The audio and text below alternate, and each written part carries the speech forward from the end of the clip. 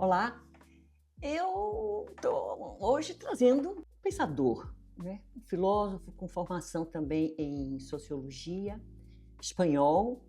O nome dele é Aurélio Arteta. Eu confesso que eu não conhecia, nunca tinha escutado falar, mas li um trecho de uma entrevista dele, depois fui procurar saber quem era, gostei. E essa entrevista foi em cima de um livro dele cujo título é Tantos Tontos Tópicos. Ele vai nesse livro e ele é um professor de filosofia moral e política da Universidade do País Basco. Ele é de Navarra, uma filosofia crítica. E ele vai em cima de situações que são de pensamentos, xistes, verdades consolidadas. Ele vai refletir, fazer a crítica a determinados fundamentos dados como verdadeiros e moralmente celebrados. E na pesquisa que eu fiz sobre ele, também vi que ele tem trabalhos nessa direção de pensamento crítico em cima de conceitos políticos. Eu vou apresentar ele aqui porque eu acho oportuno contemporaneamente, e estamos no segundo semestre, um semestre que vai ser de debate político, de eleições polarizadas, de verdades consolidadas, de dificuldades de discussões, contestações, argumentações. Então, nessa entrevista, ele ressalta, dentre os outros tópicos desse Tantos Tontos Tópicos, ele pega um tópico que diz o seguinte: ele desconstrói a ideia de que todas as opiniões são respeitáveis. Ele vai dizer, não são respeitáveis todas as opiniões. Respeitáveis são as pessoas, não as ideias. E ele vai dizer, as ideias não se respeitam. Elas existem justamente para serem contestadas. Essa é a tese dele de desmonte da... Não, cada um tem sua ideia, ele também vai em cima disso, desqualificando esta moral, né? Essa moral, comportamentos de elegância, né? Numa sociedade que busca consenso, que a contestação, ou os combates ou as negações são mal vistas. Isso no âmbito da política, no âmbito das relações, são verdades celebradas, né? Na academia, a dificuldade, mesmo num espaço de produção de conhecimento, de saber, de debates, de pesquisas, de transformações de conhecimentos acumulados, também é difícil, né? Então, é moralmente visto num debate quando alguém numa mesa, chama-se debate, mas o que você apresenta são sempre fundamentos seus, e quando se refere, nunca nega o outro, ou se nega afirmando determinadas posições positivas, mas a dificuldade é imensa do confronto, do combate ou da contestação. Então ele diz assim, as ideias não se respeitam, elas existem para serem contestadas. Esse filósofo diz o seguinte, que para respeitar opiniões significa colocá-las em confronto. Então, considerar o que o outro disse a despeito da pessoa, que respeitam-se as pessoas, não as ideias. A despeito mesmo das ideias que você não concorda. Mas ele diz, respeitar opiniões significa colocá-las em confronto e não apenas deixá-las lado a lado e protegê-las do debate.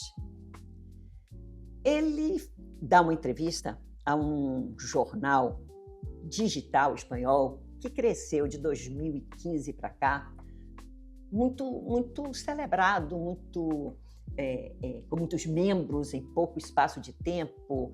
Eu também fiz uma pesquisa, ele está disponível, basicamente em espanhol. Ele tem podcast, ele tem vídeo, ele tem jornalismo investigativo, e ele tem essas entrevistas. Então, é um jornal digital disponível, né? El Espanhol. Respeitar opiniões significa colocá-las em confronto e não apenas deixá-las lado a lado para proteger no debate. Repetindo esse fundamento. que é um fundamento não, que é um argumento político dele. De certa forma, acabamos invertendo a ordem das coisas. Quem merece respeito, diz o Aurélio, é a pessoa, e muitas vezes apesar das suas opiniões. Então, mesmo você não concordando, respeita. O respeito, a moral é o outro debater, é a outra pessoa que tem uma opinião, que tem uma proposição, uma tese, uma ideia, né? Ele até não fala em tese, ele coloca no âmbito mais do eu acho, né? Uma opinião, uma ideia sobre as coisas. E o convite dele, ou o pressuposto dele, é a necessidade do exercício argumentativo, né? De um diálogo sábio, de modo que esse diálogo estabeleça um respeito entre os contendores ou ideias diferentes, entre as pessoas na apresentação de suas opiniões, né? Mas uma forma inteligente, né? Uma forma inteligente, sábia, de exercício argumentativo, de aprofundamento de um saber ou de uma proposição. Se alguém encerra, diz no debate, se alguém encerra uma discussão dizendo apenas essa é a minha opinião, olha como é familiar esta fala, né? É a minha opinião, cada um tem a sua opinião, não está realmente defendendo o seu ponto de vista. Para Arteta, sem perceber, essa pessoa acaba admitindo mesmo que não tem argumento para sustentar a opinião, sustentar a ideia. O autor analisa como a confusão entre respeito a pessoas e às opiniões influencia a forma como debatemos ideias. Tem uma analista, Sabrina Costa, que é analista de editorial, que vai atrás e comenta, né? Comenta essa entrevista. Então, vendo isso, pensei o seguinte: como nós ainda nos distanciamos, aí eu digo, de uma ética sábia, inteligente, corajosa, responsável no debate entre nós, na contestação entre nós. A política está aí e a gente trata como, quando diz assim, a grande mídia e esse jornal tem como propósito, como fundamento da sua criação, é não estar vinculado a nenhum poder político, econômico ou institucional, porque ele pretende se distanciar e se diferenciar das estruturas e dos sistemas das grandes mídias hegemônicas, né? Do que está posto nos noticiários, nos analistas das grandes mídias. Então, a gente vê assim, uma discussão no nosso país é assim, a política está polarizada, né? Polarizada. Quando diz isso, toma e passa para o público, né? Na formação de opinião, como se houvesse uma neutralidade entre há um propósito e o outro tem sua verdade e toma não como um exercício analítico dos programas, das falas, das narrativas, né, das ações, como se fosse cada um tem a sua verdade. Nada mais estúpido, comodista, porque eu não entro na crítica e posso manipular com o tempo de exposição de determinado de um desses contendores ou de um desses blocos políticos, o tempo que uma mídia dedica à repetição, o nome do sujeito, e quanto se refere ao outro com um tom, aparentemente narrativo, descritivo, fático, mas subtraindo elementos, argumentos, variáveis, histórias, conjunturas, que dariam robustez ao comentário, à análise, à comunicação, né? Então, a entrevista ou este livro, a entrevista do El Espanhol e este livro, ele trata exatamente disso. Então ele provoca isso, ele aborda isso. Esse filósofo, ele está colado exatamente num tempo que a gente costuma dizer assim, não pensar. Tem que ser a coisa pronta, a verdade, mesmo aquela mentira que de tanto repetida passa a se constituir numa verdade, né?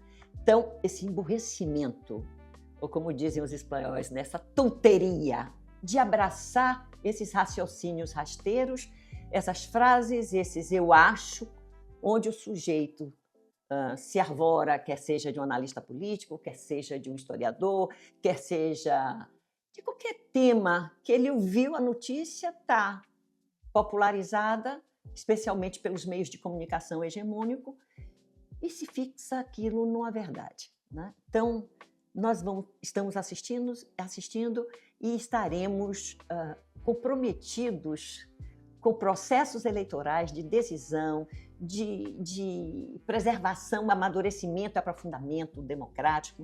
A capacidade de escuta e de argumentação, ela nutre, ela é um elemento que alimenta a democracia, não é? Então, essas discussões políticas que nós estamos vivendo, que nós estamos assistindo e que estamos imbuídos em processos decisórios, nos obriga a responsabilizar e a ter a ambição de aprofundarmos com argumentos, não só a informação, mas com articulação analítica, interpretativa de variáveis, de pluralidades de fontes, alguma coisa mais inteligente, que não fiquemos empacados, né, em verdades. E aí eu vou recorrer ao nosso grande poeta Drummond de Andrade, que fez uma poesia, tem uma poesia dele no concretismo, Verdade.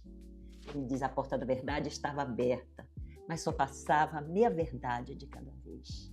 E cada meio perfil de pessoa carregava meia verdade. Arrebentaram a porta, derrubaram. E cada um, é mais ou menos isso, são 4 estrofes. Cada um escolheu a sua verdade, segundo o seu voluntarismo, a sua miopia e a sua ilusão. Então, o nosso poeta já questionava a ideia da existência da verdade, a verdade. Para ele, não.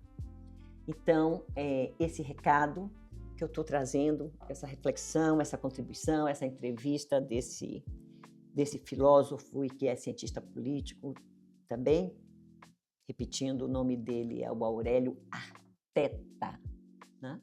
O livro é Tantos Tontos Tópicos. Ele, nessa pesquisa que eu fiz, que eu não tive a chance de ler o livro, ele vai falar, por exemplo, como na política a gente pega conceitos celebrados. Vou trazer aqui 2, né? Ele cita o nacionalismo como um sentimento fanático, né? O fanatismo nacionalista, de construção de uma verdade única, onde o outro é estranho, ou as minhas referências são universais. Como isso é conveniente aos regimes autoritários, equivocados, de construção de senso comum.